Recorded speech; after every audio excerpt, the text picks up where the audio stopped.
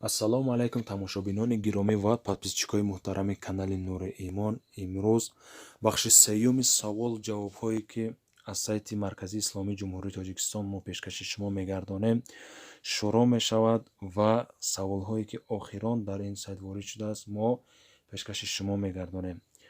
хоб, бародар бо номи Билол суол карданд. Шавҳар ба занаш гуфт, ки шумо аз имрӯз ба ман бегона ҳастед, вале нияти талоқ надошт. оё талоқ воқеъ мешавад? Ва алайкумуссалом. бародари азиз, дар ин сурат талоқ воқеъ намешавад.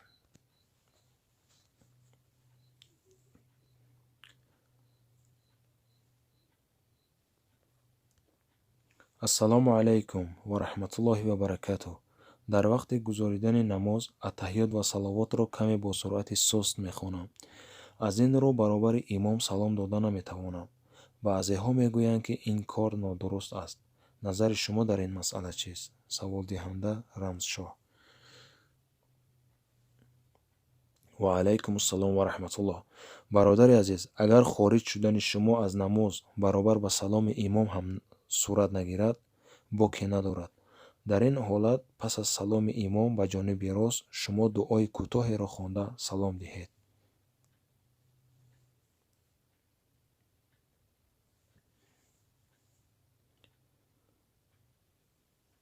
ассалому алайкум.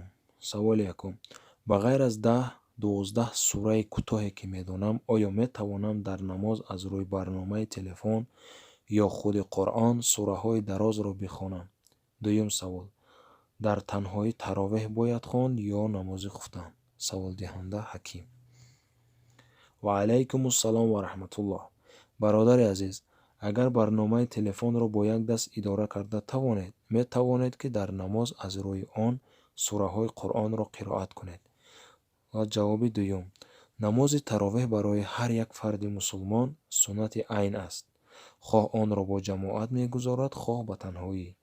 бинобар ин шумо пас аз гузоридани намози хуфтан ва суннати он ҳатман намози таровеҳ ва сипас намози витрро бигузоред.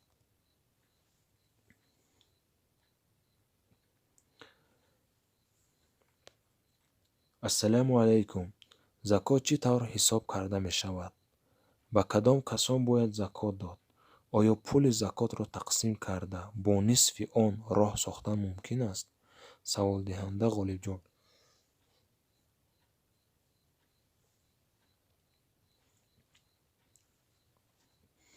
ва алайкумуссалом ва раҳматуллоҳ. бародари азиз, вақте ки миқдори пул ба ҳадди нисоб мерасид, пас аз гузаштани 1 сол аз 41 ҳиссаи онро ҳамчун закот бояд пардохт намуд. масалан, агар пули касе ба 21 000 сомонӣ расид, аз ин миқдор 525 сомонӣ закот дода мешавад. закот ба ашхоси фақиру мискин ва тангдасту камбизоат пардохта мешавад. яке аз масрифҳои закот фи сабилиллаҳ, яъне роҳи худо аст. бинобар ин шумо метавонед як қисми пули закотро дар сохтани роҳ сарф кунед.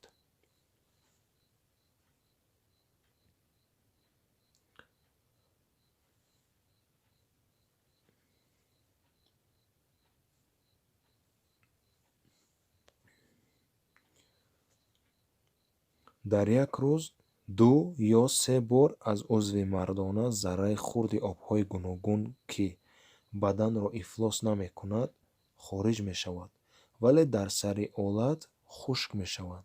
оё дар ин ҳолат ғусл кардан зарур аст? Саволдиҳанда Абдуллоҳ. ассалому алайкум. бародари азиз, агар ин ҳолат пеш ояд, таҳорат мешиканад, вале ғусл воҷиб намешавад.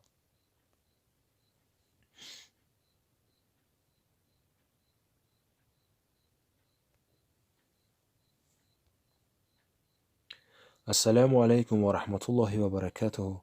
дар намози ҷамоат аз қафои имом қироат ва зами сура кардан ё ба даруни дил хондан ҷоиз аст? дуюм савол. агар оби манӣ худ ба худ ҷорӣ шавад, ғусл воҷиб мешавад? Саволдиҳанда Нуриддин бародар. ва алайкумуссалом ва раҳматуллоҳи ва баракатуҳ. ҷавоб ба саволи якуми бародар. бародари азиз, аз нигоҳи мазҳаби ҳанафӣ аз паси имом қироат намекунад. яъне муқтадӣ аз паси имом қироат намекунад, балки хомӯш меистад. дуюм ҷавоб: агар дар вақти хориҷ шудани манӣ лаззат ҳосил нашавад, дар ин сурат ғусл воҷиб намешавад. яъне ҳамун лаззати шаҳвониро дар назар дорад.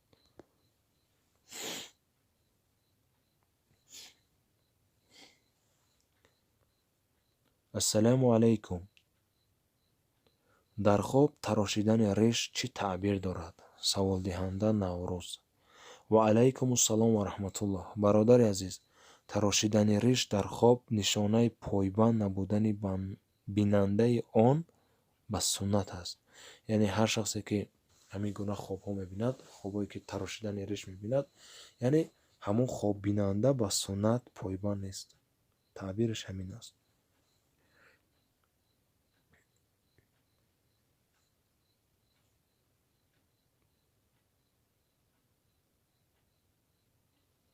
хуб, мо ба ин савол ҷавоб додем. ассалому алайкум.